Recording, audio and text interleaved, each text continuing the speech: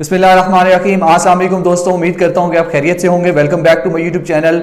हम 476 visa holder और engineers के आज साथ बात करेंगे कि नॉमिनेशन प्रोग्राम वेस्टर्न ऑस्ट्रेलिया ने भी रिसेंटली जो है वो 2-3 दिन पहले इंट्रोड्यूस करवाया है और उसमें जो हम डिफरेंट पॉलिसीज उन्होंने इंट्रोड्यूस करवाई हैं उसको हम बीइंग ए इंजीनियर और बीइंग अ 476 वीज़ा होल्डर हम उनको रिव्यू करेंगे अपने पॉइंट ऑफ व्यू से और हम देखेंगे हमारे लिए बेनिफिशियल क्या चीज़ है। तो हम क्विकली उसको रिकैप करते हैं। सबसे पहले इसका तरीका क्या है कि आप एक्सप्रेशन ऑफ इंटरेस्ट लॉन्च करेंगे, उसके बाद आपको इन्विटेशन आएगी कि आप नॉमिनेशन अप्लाई करें। आप nomination with all your documents आप नॉमिनेशन अप्लाई कर देंगे। नॉमिनेशन अगर आपकी आ जाती है, एक्सेप्ट होती है, तो आप देन वीजा अप्लाई कर देंगे। वीजा अप्लाई करने के लिए प्रोसेसिंग टाइम्स कितने हैं? 491 अगर आप अप्लाई करते हैं तो उसका 6 मंथ अप टू 18 मंथ्स उसका प्रोसेसिंग टाइम है। इसके दरमियान आ जाएगा आपका वीजा। अगर आप 190 अप्लाई करते हैं दैट्स बिट क्विकर, आपका 2 मंथ से लेकर 7 मंथ्स के दरमियान वीजा आने के चांसेस हैं। देन अब दोस्तों इसके अंदर इन्होंने 3 स्ट्रीम्स बनाई हैं। 3 स्ट्रीम्स हैं ये सेमली इन्होंने सेम टू सेम इन्होंने तस्मानिया जैसी जो है वो इन्होंने बनाई है पॉलिसी, लेकिन हम इसको जल्दी से रिव्यू करेंगे। Schedule 1, schedule 2, schedule 3। स्केड्यूल 1 है मेनली डॉक्टर्स के लिए, हेल्थ मेडिकल रिलेटेड ऑक्यूपेशंस के लिए। स्केड्यूल 2 है ट्रेड्स वगैरह के लिए, इंजीनियर्स के लिए। हम स्केड्यूल 2 को जो है वो क्लोजली पढ़ेंगे। स्केड्यूल 2 हम पढ़ रहे हैं जनाब फॉर इंजीनियर्स 476 वीजा होल्डर, हम टीआर पे हैं। अब हमने अप्लाई करनी नॉमिनेशन, उसकी बेसिक रिक्वायरमेंट्स मैं आपको बताता जाऊंगा। सबसे पहले आपकी बेसिक मिनिमम पॉइंट्स होने चाहिए 65 पॉइंट्स। कैलकुलेट करने का तरीका मैं आपको बता दूंगा एंड पे इस वीडियो के। एज आपकी जो है वो 45 से 1 होनी चाहिए। स्किल असेसमेंट होनी चाहिए आपकी और इंग्लिश टेस्ट होना चाहिए आपका 6H। नॉमिनेटेड ऑक्यूपेशन आपकी लिस्ट नॉमिनेटेड ऑक्यूपेशन आपका लिस्ट पे होना चाहिए, जो कि लिस्ट का लिंक जो है वो वेबसाइट पे दिया हुआ है। मैं भी आपको पोस्ट करूंगा इस वीडियो के एंड पे डिस्क्रिप्शन में, तो आप उस लिंक पे जाके सर्च कर सकते हैं। अब 2 मेनली कैटेगरीज हैं जिसको हम टारगेट कर रहे हैं, 190 और 491। 190 के अंदर आप मेनली जो है वो स्केड्यूल 1 को उन्होंने टारगेट किया है जिसमें मेडिकल प्रोफेशन है, लेकिन आप भी 190 के लिए अप्लाई कर सकते हैं। 190 की क्या रिक्वायरमेंट है? 190 की रिक्वायरमेंट सेम है जो मैंने अभी ऊपर बताई है। एक्स्ट्रा चीज उसमें उन्होंने क्या ऐड की है, ये सिमिलर है पिछले साल जैसी। आपने फुल टाइम कॉन्ट्रैक्ट दिखाना है उनको 6 मंथ्स का, फिर आप 35 आवर्स पर वीक की जो है आपकी रिक्वायरमेंट है। आपने कॉन्ट्रैक्ट दिखाना है उनको, अपनी फुल टाइम रिक्वायरमेंट दिखानी है, फुल टाइम जॉब दिखानी है अप टू 6 मंथ्स, और आप इसको 2 कॉन्ट्रैक्ट्स में भी शो करवा सकते हैं। इसमें इन्होंने एक रिलैक्सेशन दी है, बोनस पॉइंट है बिल्डिंग एंड कंस्ट्रक्शन वालों के लिए। अगर उनको जॉब मिलती है और उनके पास 6 मंथ्स की जॉब है तो उनको जो है वो इसमें कोई भी किसी किस्म की जो है वो कॉन्ट्रैक्ट दिखाने की जरूरत नहीं है। सिर्फ उन्होंने बिल्डिंग एंड कंस्ट्रक्शन में जॉब लेनी है, वो 190 अप्लाई कर सकते हैं। 491 के लिए दोस्तों क्या चीज है? 491 के लिए कोई रिक्वायरमेंट नहीं है। 491 के लिए सिर्फ ऊपर रिक्वायरमेंट 65 एज होनी चाहिए, स्किल असेसमेंट होनी चाहिए, इंग्लिश टेस्ट होना चाहिए आपके पास 6H। अब विन विन सिचुएशन पे हैं आप। इसको जो है वो हमें हासिल करने का तरीका क्या है? इसमें 2 चीजें हैं, एक नॉमिनेटेड है और एक क्लोजली रिलेवेंट जो है वो है। इसमें आप क्लोजली रिलेवेंट आपका ऑक्यूपेशन है।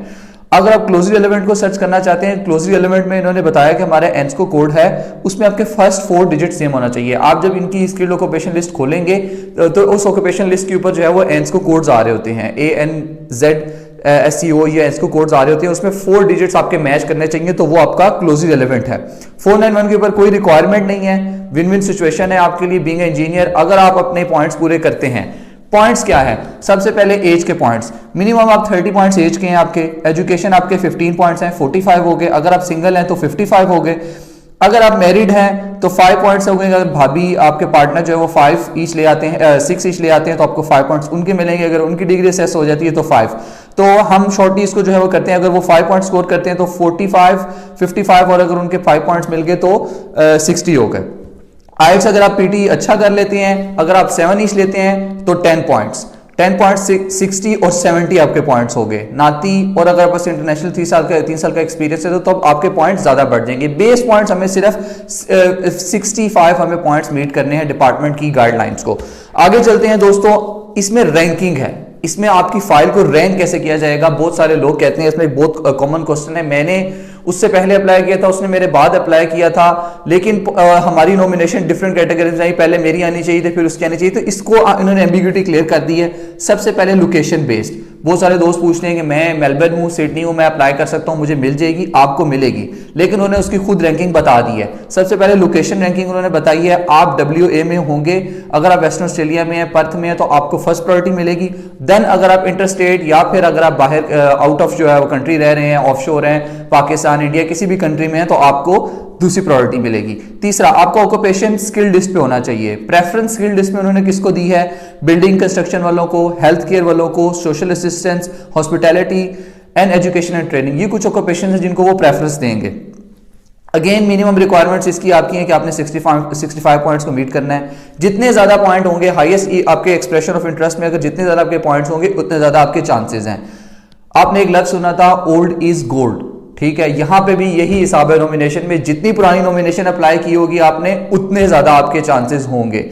तो दोस्तों, being engineer, being 476 visa holder, आपके लिए बहुत गोल्डन मौका है अगर आप 491 को टारगेट करते हैं। मैं इस वीडियो में आपको क्लियरली बताता चलूंगा कि मैं माइग्रेशन एजेंट नहीं हूं और ना ये कोई माइग्रेशन एडवाइस है। हम जनरल गाइडलाइंस और हम जनरल पॉलिसीज को गो थ्रू कर रहे थे और अपने दोस्तों के साथ डिस्कशन कर रहे हैं कि आप कौन से ऑप्शन की तरफ जाएं तो आपके लिए कौन सा ऑप्शन बेहतर रहेगा और आपको क्या क्या चीजें करनी पड़ेंगी। 491 बहुत ईजी है आपके लिए। 491 की रिक्वायरमेंट्स उन्होंने बहुत ईजी रखी है। अगेन, आप पीटीई अच्छा से करके हैं, पाकिस्तान से करके हैं, यहां पे भी करें, पीटीई का स्कोर अच्छा से करें, स्किल असेसमेंट आप फौरन करवा लें। आजकल मैंने सुना है स्किल असेसमेंट जल्दी आ रही है। और देन अगर आप जाते हैं अपने पॉइंट्स को पूरा करने के ऊपर, तो बाकी पॉइंट्स भी आप पूरे कर सकते हैं अपनी फाइल को मजीद बेहतर बनाने के लिए। अगर आपको जॉब मिल जाती है 491 के ऊपर, आई बिलीव 491 के ऊपर आपको जॉब मिल जाती है, अगर 491 अप्लाई कर रहे हैं और अगर आपको जॉब मिल जाती है, आपके लिए बहुत अच्छी ऑप्शन है। आपको 491 तो इंशाल्लाह आपके लिए आसानी होगी उसमें बहुत ज्यादा। 190 को उन्होंने अगेन बताया कि 6 मंथ्स की रिक्वायरमेंट, आपके पास 18 महीने का वीजा है। कम ऑन, अपना टाइम जाया नहीं करना, इस रिक्वायरमेंट को कंप्लीट करने के लिए अपनी एफर्ट करनी है और अपने आप को प्रिपेयर करना है। आपने 18 मंथ्स में 3 मंथ्स आउट कर दें, डॉक्यूमेंटेशन सब कुछ पूरा करते हुए 15 मंथ्स आपके पास रह जाते हैं। 6 मंथ्स की जॉब पे PR मिल रही है और आपको किसी रिक्वायरमेंट के बगैर आपको 491 मिल रहा है। तो best of luck to you guys. अगर आपको मेरी वीडियो पसंद आई तो अपने दोस्तों के साथ जरूर शेयर कीजिएगा। आई होप कि आप मेरा चैनल लाइक कर रहे होंगे। Subscribe my channel and follow for more. See you in the next video guys.